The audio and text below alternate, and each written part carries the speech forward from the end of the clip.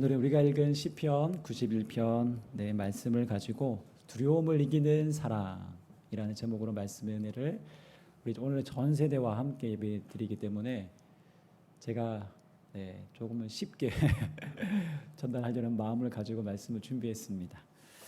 자, 우리 다음 세대에게 질문해 보겠습니다. 다음 세대 한번 보세요. 저를. 네. 히리마. 네, 보세요. 네.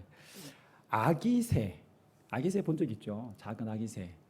아기새에게 가장 안전한 곳이 어디일까요? 다음 세대에게 질문했는데 다음 세대 혹시 우리 현승이 몰라요? 모르겠어요? 다음 세대에게 가장 안전한 곳이 어디일까요? 얘기해도 돼요. 네, 현승이. 집. 네, 둥지, 새 둥지, 일 수 있죠. 네, 아기새에게 가장 안전한 품은 어미의 품입니다. 엄마의 품. 네, 거기 제일 안전합니다. 그 날개 아래에 있을 때 우리가 읽었죠. 우리가 함께 불렀던 찬송가처럼 그 날개 아래 그 품에 있을 때 그 아기새는 가장 안전합니다. 제가 제 아이들이 지금은 안 보는데요. 지금은 안 보지만 그 유아 때 자주 보던 애니메이션이 있습니다. 뽀로로 아니고요. 뽀로 자주 봤는데 뽀로로 아니고요. 혹시 아기 그 엄마 까투리라고 해서 이 애니메이션이 지금도 유명해요. 그래서 뮤지컬로도 막 상영돼 공연하고 있고 유명한 애니메이션입니다. 순수 우리나라 애니메이션입니다. 제가 이 엄마 까투리를 아이들과 우연하게 그때 보고 있는데 너무 감동받았었어요. 눈물 날 뻔했어요. 이 엄마 까투리를 보는데 어떤 장면이냐면 엄마 까투리가 아기 새끼를 많이 낳았습니다. 무려 9마리의 아기 새끼를 낳았습니다. 즐겁고 행복한 그 아기 새끼들이 일상을 막 이렇게 막 보내고 있어요. 근데 어느 날 이 아기 새끼를 노리는 들짐승이 있죠. 족제비 같은 애들이잖아요. 들짐승이 나타나 이 아기 새끼 한 마리를 막 잡아가려고 해요. 그러니까 엄마 까투리가 빠른 속도로 날아와서 이 들짐승을 쫓아버리고 이제 놀란 이 아기 새끼를 막 달랩니다. 또 어떤 장면은 이렇게 장면이 이어지는데요. 어느 날 큰 산불이 나요. 큰 산불이 났는데 거기에 마침 이 아기 까투리 새끼들이 막 이렇게 놀고 있었던 곳에서 불이 났습니다. 막 불길에 휩싸여서 미처 날지 못하는 이 아기 까투리들이 대피하지 못하고 있는 그때 막 우왕좌왕 있고 이제 막 곧 아니면 이제 죽을 수밖에 없는 그런 상황인데 엄마 까투리가 이제 그 상황을 보고 나서 날아와서 그 까투리를 아이들을 이제 어떻게 대피하지 못하는 그런 딱 불길에 쌓여 있는 그 곳이다 보니까 이 엄마가 이 까투리를 감쌉니다. 감쌉니다. 그리고 그 불길 속에서 엄마 까투리가 그 까투리를 품습니다. 새끼들을. 엄마는 새끼들이 무서워하자 지금 잘 시간이라면서 새끼들을 품에 안고 잠을 재웁니다. 그리고 새끼들은 그 불길 속에서 엄마의 품 속에 잠이 듭니다. 그렇게 시간이 지나고 산불이 다 어떻게 해서 다 꺼지고 나서 할아버지가 강아지와 함께 산에 올라와 보니 까맣게 잿더미가 된 엄마 까투리를 발견해요. 이 할아버지가. 근데 잿더미가 된 엄마 까투리, 엄마가 새까맣게 타버렸어요. 잿더미가 된 엄마 까투리 날개 밑에서 새끼들이 다 살아서 뛰쳐나왔어요. 제가 이 장면을 보는데 뭉클하더라고요. 여러분, 아기 새에게 가장 안전한 곳이 어딜까요? 네, 엄마의 품입니다. 어미새의 품입니다. 불길 속에서도 엄마의 품이 가장 안전했던 것이죠. 오늘 본문의 시인은요 1절과 2절에서 이렇게 고백합니다. 우리 함께 읽어볼까요? 지존자의 은밀한 곳에 거주하며 전능자의 그늘 아래 사는 자여, 나는 여호와를 향하여 말하기를 그는 나의 피난처요 나의 요새요 내가 의뢰하는 하나님이라 하리니. 여러분, 하나님을 어떻게 표현하고 있습니까? 지존자, 예, 지극히 높으신 분, 전능자, 못할 일이 전혀 없으신 분, 그분의 그늘 아래가 나의 진정한 피난처라고 고백합니다. 나를 해칠 수 있는 그 어떤 공격과 위험으로부터 가장 안전한 곳, 그곳이 바로 내가 의지하는 하나님 그 품이라는 사실입니다. 좀 더 구체적으로 오늘 본문의 내용을 한번 살펴보겠습니다. 5절에 보시면 밤에 찾아오는 공포와 낮의 화살, 뭐 이런 걸 두려워하지 않는다라고 합니다. 6절에서는 어두울 때 퍼지는 전염병과 밝을 때 닥쳐오는 재앙을 두려워하지 않는다라고 합니다. 3절에서도 비슷한 표현이 등장하는데요. 여러분 보시면 이렇게 여러 가지 단어들이 등장하는데, 고대인들이 두려워할 만한, 그때 당시에 사람들이 두려워할 만한 두렵게 했던 단어들이 계속 등장합니다. 네. 충분히 두려워할 만한 상황 가운데에서도 하나님이 지켜주신다라는 사실을 오늘 본문의 시인은 확실히 깨닫고 확신하고 있기 때문에 그는 두려워하지 않는다라고 말합니다. 지금도 우리가 살아가는데 두려움이 있을까요, 없을까요? 당연히 있죠. 예. 그 당시 고대인들은 더 심했습니다. 그들의 일상은 생존 그 자체였죠.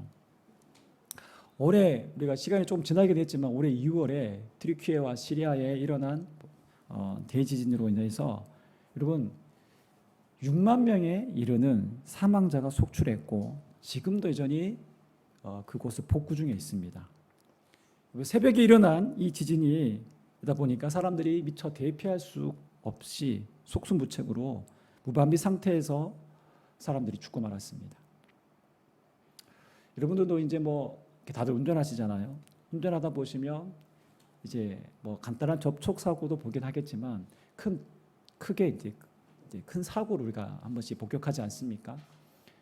제가 얼마 전에 저는 직접 큰 사고를 당하고 제가 119에 신고하고 어디 빨리 와주세요라고 119를 신고했던, 경찰차 112에도 신고하고 해서 그 상황을 모면하게 했던 기억이 있습니다. 경미한 사고도 있지만 끔찍한 사고가 우리 주변에 일어나고 있습니다. 그리고 지난 3년 시간 동안 우리는 이 코로나라는 대전염병으로부터 셀 수 없는 사망자가 발생했습니다. 인류 전체에 있었던 대재앙이었죠.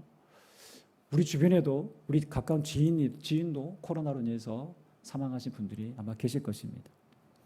이런 거 생각하면 우리에게, 이 땅을 살아가는 우리에게 사실 안전지대란 없는 것처럼 보입니다. 이렇게 전염병이 나타나고 예상하지 못한 사고들이 늘 우리 주변에 도사리고 있습니다. 그런데 성경에 기록되었던 당시 고대인들은 지금의 오늘 현대를 살아가는 우리보다 훨씬 더 많은 위험에 노출되어 있고 그렇게 더 많은 두려움의 요소들이 많았습니다. 그 당시 백신이라는 게 어디 있었겠습니까? 전염병이 돌면 한 마을이, 한 나라가 거의 쑥대밭이 됩니다. 주사 한 번만 맞아도 될 만한 상처에도 염증이 나고 감염이 되어서 손을 잘라내야 되고 발을 잘라내야 되고, 또 전쟁이 일어나면 어떻습니까? 상대방을 물불 가리지 않고 죽여야 합니다. 몰살시켜야 합니다. 여인이고 어린아이고까지 죽여야 하는 전쟁입니다. 전쟁에서 1000명, 수만 명, 많게는 수십만 명이 칼과 창에 찔려 죽습니다. 그렇기에 평균 수명이 길어야 40에서 50 정도밖에 살지 못했던 시대였죠. 그렇게 고대인들은 우리가 상상하기 어려울 정도로 늘 두려움을 늘 일상에서 짊어지고 살아야 했습니다. 언제 죽을지 모르는 늘 그런 두려움에 살아야 했습니다. 여러분, 오늘 시편뿐만 아니라 시편 여러 군데, 오늘 제가 처음 기도하면서 읽었던 시편도 마찬가지고요. 두려움에 관련된 구절들이 정말 많습니다. 그만큼 두려움을 벗어날 수 없는 그런 위기였던 상황들이 일상에 가득했다라는 증거죠. 하나님을 믿는다고 해서 여러분 어떻게 두려움의 조건들이 하루 이틀 사이에 다 이게 사라질까요? 없어질까요? 결코 그렇지 않습니다. 다른 사람들과 똑같이 그런 상황에서 사는 거죠. 언제 무슨 일을 만날지 모르는 상황입니다. 그럼에도 불구하고 오늘 시편의 저자는요, 두려워하지 않는다라고 고백합니다. 6절 말씀 보시면 어두울 때 퍼지는 전염병과 밝을 때 닥쳐오는 재앙을 두려워하지 아니하리로다라고 말합니다. 원문에 보시면 너는 두려워하지 아니하리로다라는 말이 너는 두려워하지 말라, 즉 2인칭 명령으로 되어 있습니다. 좀 더 구체적으로 얘기하면 이들이 이 두려움에 대한 어떤 두려워하지 않겠다라는 자기 어떤 그런 강한 확신으로 다가오고 있는데요. 단순한 이것이 자기의 확신에 의한 고백일까요? 나는 두려워하지 않겠다, 두려워하지 말라라고 하는 나를 향한, 내 자신을 향한 두려워하지 말라라는 이 고백의 선언이 단순한 어떤 자기의 고백이고 단순한 자기의 어떤 확신일까요? 이렇게 고백하는 이유가 무엇일까요? 우리가 오늘 본문을 통해서 살펴보면 본문 14절을 통해서 보면 우리가 알 수 있습니다. 그것은 무엇이냐면 이 시편의 저자는 하나님과 깊은 영적인 연합의 관계, 깊은 영적인 단계에 들어가 있다는 것을 우리가 본문을 통해서 발견할 수 있습니다. 우리 14절 말씀인데요, 제가 한번 읽어보겠습니다. 하나님이 이르시되 그가 나를 사랑한즉 내가 그를 건지리라. 그가 내 이름을 안즉 내가 그를 높이리라. 하나님을 사랑하는 마음, 하나님을 알고자 하는 마음, 이것이 곧 하나님과의 신뢰 관계를 말해주고 있는 중요한 표현인데요, 오늘 시편의 기자는 하나님과의 그 깊은 사랑 안에 거하고 있다는 것입니다. 하나님의 관계는요, 하나님 절대적인 하나님, 절대자 되신 모든 창조주 되신 하나님과의 관계는 바로 이 사랑으로부터 출발한다는 사실입니다. 하나님의 무조건적인 은혜에 의한 이 사랑을 발견하며 그 사랑의 경험에 반응하는 것이 순종이고 신뢰입니다. 즉 하나님께 전적으로 맡기는 삶을 살게 됩니다. 이것은 그 어떤 억압이나 강요에 의해서가 아닌 지극히 자연스러운 인격적인 반응입니다. 그래서 요한일서 기자는 이렇게 말합니다. 요한일서 4장 18절 말씀 우리 함께 읽어보겠습니다. 시작. 사랑 안에 두려움이 없고 온전한 사랑이 두려움을 내쫓나니 두려움에는 형벌이 있습니다. 두려움에 있는 자는 사랑 안에서 온전히 이루지 못하였느니라. 아멘. 사랑 안에 무엇이 없다고요? 두려움이 없다고요. 여러분 온전한 사랑을 경험하면 두려움을 이길 수 있습니다. 두려워하지 않을 수 있습니다. 그가 두려워하지 않을 수 있었던 단 한 가지 이유는 자기에게 어떠한 두려워할 만한 조건들이 없어졌기 때문이 아니라 두려움의 상황들이 사라진 것이 아니라 하나님의 지극한 사랑을 경험했기 때문입니다. 이 하나님의 인격적인 사랑을 경험한 사람은요, 그의 삶에 다양한 열매가 나타납니다. 어떤 열매가 나타날까요? 내 힘으로 할 수 없는 사랑과 용서를 베풀 수 있게 됩니다. 고된 세상살이에도 인내하며 오히려 삶에 대한 감사와 기쁨을 누립니다.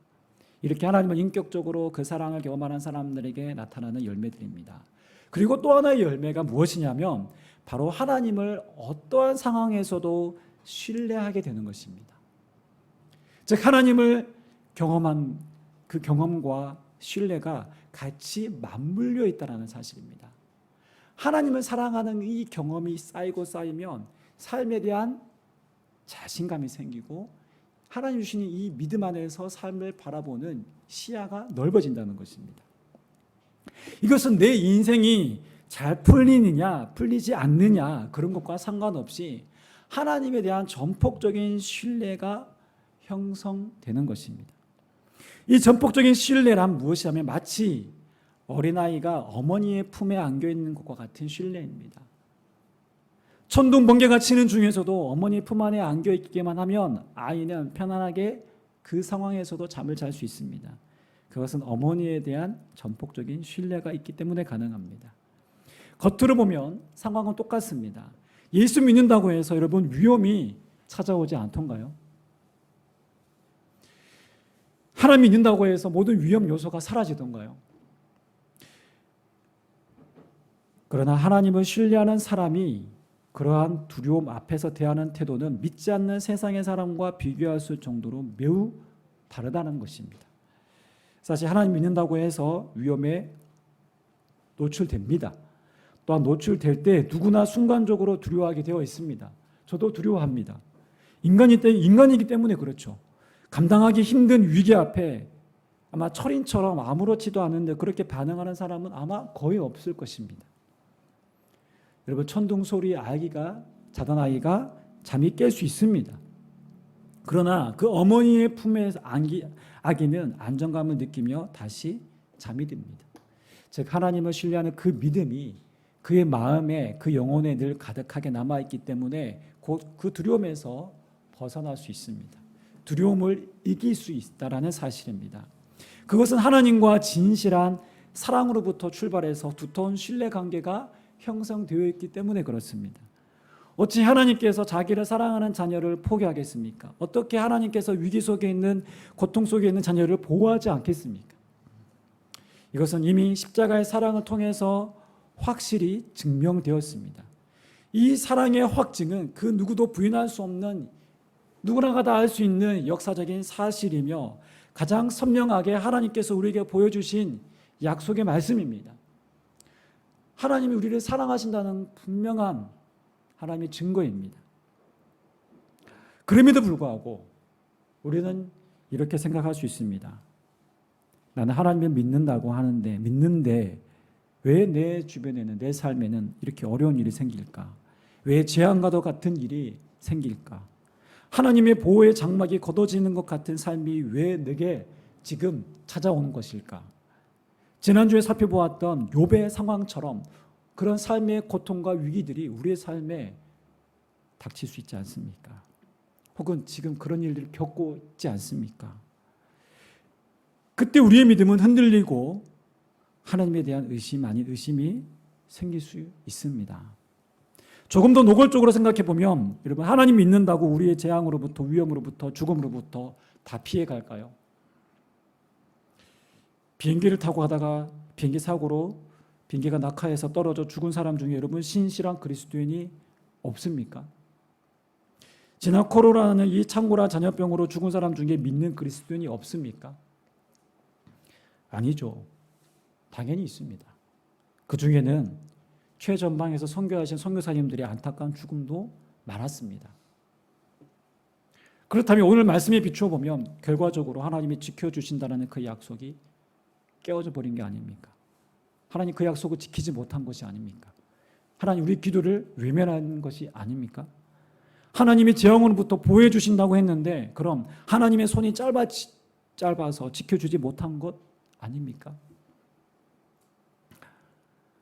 우리가 하나님 말씀을 읽을 때 보면, 시편에 이런 말씀을 저도 읽을 때 보면 마치 하나님과 우리의 믿음, 마치 이런 괴리감이 느껴질 때가 있습니다. 너무 믿는 그 하나님에 대한 신뢰와 이 말씀과 너무 분리된 것처럼 느껴질 때가 있습니다. 현실의 상황과 맞아떨어지지 않는 것처럼 보일 때가 있습니다. 그래서 우리가 믿음이 약하거나 믿음이 없으면 하나님에 대한 의심이 더 커져 버리는 것이죠. 여러분, 그런데요, 성경을 잘 보아야 합니다. 성경을 전체를 보아야 됩니다. 그리고요, 핵심을 보아야 합니다. 네, 우리는 재앙에서, 전쟁에서, 전염병에서, 우리는 위험에서 늘 노출되어 있습니다. 죽을 수 있습니다. 그러나 여기서 중요한 것은 이러한 재앙과 이러한 상황들이 우리의 삶을 파괴하지 못한다는 사실입니다. 왜 그렇습니까?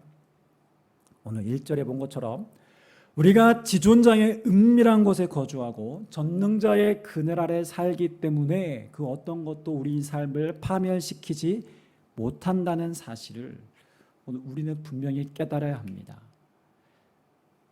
구약과 신약을 연결지어서 읽어야 됩니다. 구약의 시대를 살았던 성도들은 사실은 그들이 볼 수 있었던 그 한계가 있습니다. 그래서 우리는 신약의 지평 아래 있습니다. 우리는 하나님 나라와 예수 그리스도의 구속 안에서 오늘 이 시편의 말씀을 본다면 사뭇 우리는 더 다른 더 큰 믿음의 관점으로 오늘 본문의 말씀을 볼 수 있습니다. 우리가 잘 알고 있는 로마서 8장 38절 39절 말씀, 우리가 외우다시피 하는 말씀인데 우리 세 번역으로 한번 다 함께, 우리 아이들도 어린이들도 함께 다 같이 읽어볼까요? 시작.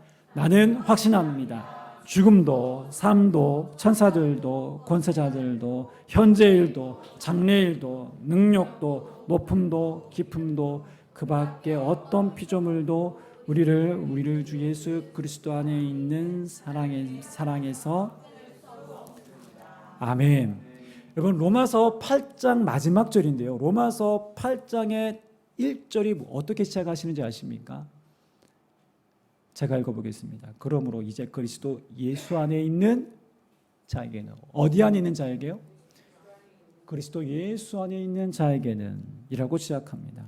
예수 안에 있는 인생에 대해서 쭉 그 소망에 대해서 설명하고 있는 장이 바로 로마서 8장입니다. 성경에서 보면 아주 위대하고 정말 놀랍고도 우리가 이 로마서 8장을 암송하신 분도 계시는데요. 네, 정말 우리가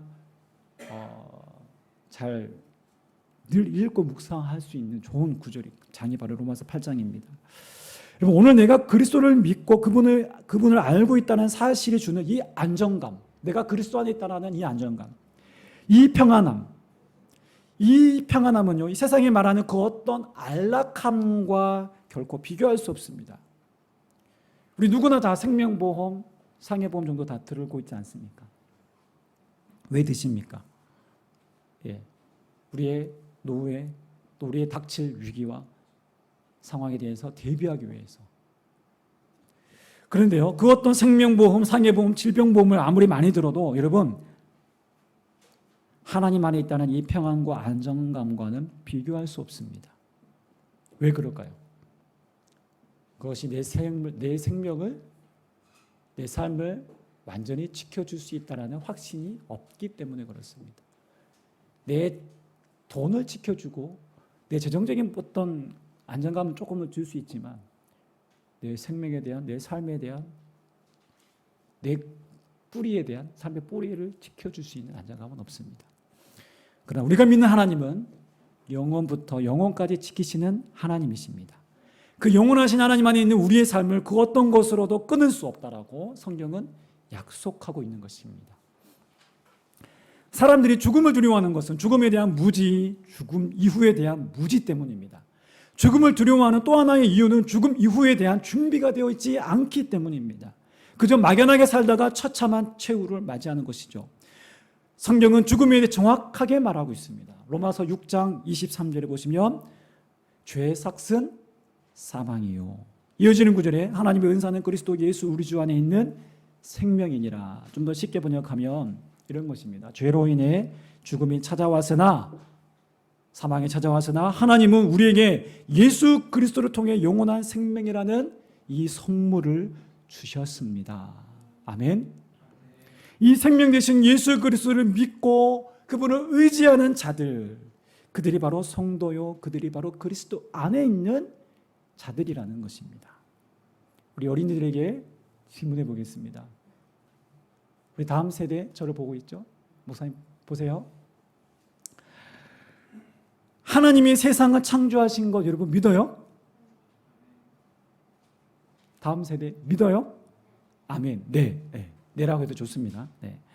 세상이 이렇게 온갖 문제투성이가 된 이유, 시름시름 앓고 있는 이유, 여러분 죽음이 찾아온 이유 무엇일까요?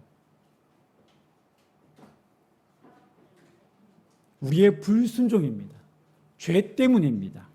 라는 것을 여러분 믿어요? 믿어요? 아멘. 네. 그런데 하나님은요, 이런 우리를, 죄인된 우리를 하나님은 포기하지 않으시고 사랑하세요. 그래서 이 죽음에서 건져내기 위해서 누구를 보내주셨어요?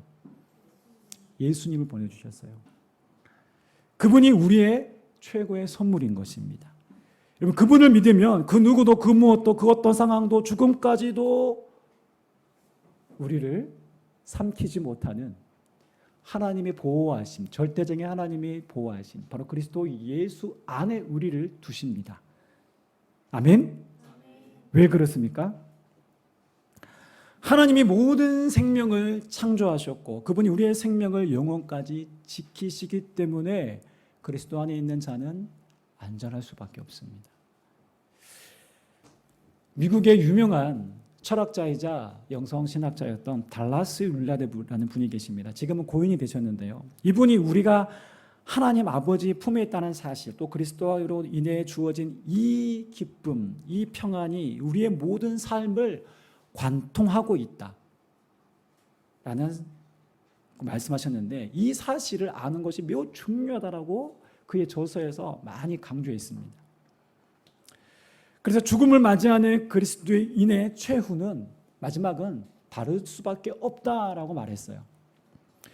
이 달라스 윌라드가 마지막 돌아가시기 전에 췌장암을 진단을 받고 돌아가셨는데, 돌아가시기 전에 그의 제자인 모랜드라는 제자에게 이렇게 말했다고 합니다. 수술을 받기 전에 자네와 대화하고 싶었네. 수술이 다가왔는데 내가 이겨내지 못할지도 모르네. 하지만 우리에게는 아주 영광스러운 미래가 있어 놀라울 걸세. 달라스 윌라드는 그 몸은 암세포에 이미 점령을 당했지만 죽음 앞에서도 그의 온통 관심은 하나님 나라였습니다. 하나님 나라의 기쁨이 그의 삶을 꿰뚫고 관통하고 있었습니다. 달라스 윌라드는 2013년 5월 8일 아침에 마지막 숨을 거두었습니다. 그가 죽기 얼마 전에 한 강연에서 그는 이렇게 이야기를 했습니다. 제가 그대로 한번 읽어보겠습니다. 예수님이 가르치셨듯이 우리는 그분의 임재와 말씀을 통해서 이미 하늘에서 살고 있습니다. 그래서 누구든지 그분의 말씀을 지키면 인간이 생각하는 죽음을 결코 맛보지 않는다고 하신 것입니다. 물론 사람들이 임종을 보기는 합니다. 육체는 작동을 멈춥니다. 하지만 그들은 하나님의 임재 안에 지금처럼 계속 존재합니다. 내 생각에 많은 사람들이 자기가 죽은 줄도 모르고 있다가 나중에야 뭔가 달라졌음을 알아차릴 것입니다. 여러분, 멋진 죽음이지 않습니까? 멋진 표현이지 않습니까? 그리스도인이 죽음을 이렇게 표현합니다. 내 생각에 많은 사람들이 자기가 죽은 줄도 모르고 있다가 평안히 그렇게 숨을 거두고 나중에야 뭔가 달라졌음을 알아차릴 것입니다. 하나님이 허락하신 영원한 세계를 우리는 그 속에서 하나님 품에 있다는 그 사실을 발견할 때 놀라겠죠. 저 여러분들이 바로 그리스도 안에 있다면 우리는 그렇게 두려워하지 않는 그 믿음 안에서 우리는 최후의 순간에도 평안하게 우리는 맞이할 수 있다는 사실입니다. 우리가 간혹 듣는 말 중에 저 사람은 뭔가 믿는 구석이 있어 라는 말을 흔히 하곤 합니다. 혹시 그런 말 들어본 적 있으세요? 저 사람은 뭔가 믿는 구석이 있어. 저는 이 말을 좋아합니다. 차림새는 허름하고 귀티도 나지 않는데 그의 말과 행동이 당당할 때, 자신감이 있을 때 저 사람은 뭔가 믿는 구석이 있는 것 같아 라고 말합니다. 저는 오늘 저와 여러분들이 이런 말을 자주 들었으면 좋겠습니다. 여러분, 세상을 살아갈 때 위축되어서 처져 있지 마시고 하나님의 자녀답게 당당하시기 바랍니다. 우리에게는 믿는 구석이 있지 않습니까? 여러분, 가장 높으신 하나님이 우리의 아버지이신데 우리가 이 땅에서 주눅들고 의기소침하게 살 수는 없지 않습니까? 우리 안에 이 부활의 생명이 있는데 당당하게 살아야 하지 않습니까? 로마서 8장 38절 39절 말씀을 우리 다시 한번 읽어보겠습니다. 시작. 나는 확신합니다. 죽음도 삶도 전사들 권세자들도 현재일도 장래일도 능력도 높음도 깊음도 그 밖에 어떤 피조물도 우리를 우리 주 예수 그리스도 안에 있는 하나님의 사랑에서 끊을 수 없습니다. 말씀을 정리하겠습니다. 이 땅에 사는 날 동안 여러분 두려움이 엄습할 때 기억하십시오. 우리는 지존자의 은밀한 곳에 거하고 있습니다. 우리는 전능자의 그늘 아래 살고 있습니다. 영원하신 하나님의 그 품 안에 있기에 우리의 영혼은 평온합니다. 이 사랑 안에 있기에 우리는 두려워하지 않을 수 있습니다. 혹 재앙과도 같은 파도가 내 삶을 덮친다 할지라도 그때 여러분들 선포하십시오. 내 영혼은 안전합니다. 왜냐하면 우리는 그분의 날개 아래 거하고 있기 때문입니다. 우리는 그분의 사랑 안에 있기 때문에 그렇습니다. 죽음조차도 이 사랑을 끊을 수 없기 때문인 줄 믿습니다. 이 믿음을 고백하고 이 믿음 안에서 당당하게 살아가는 우리 모든 믿음의 성도 되시기를 주님의 이름으로 축원합니다. 아멘.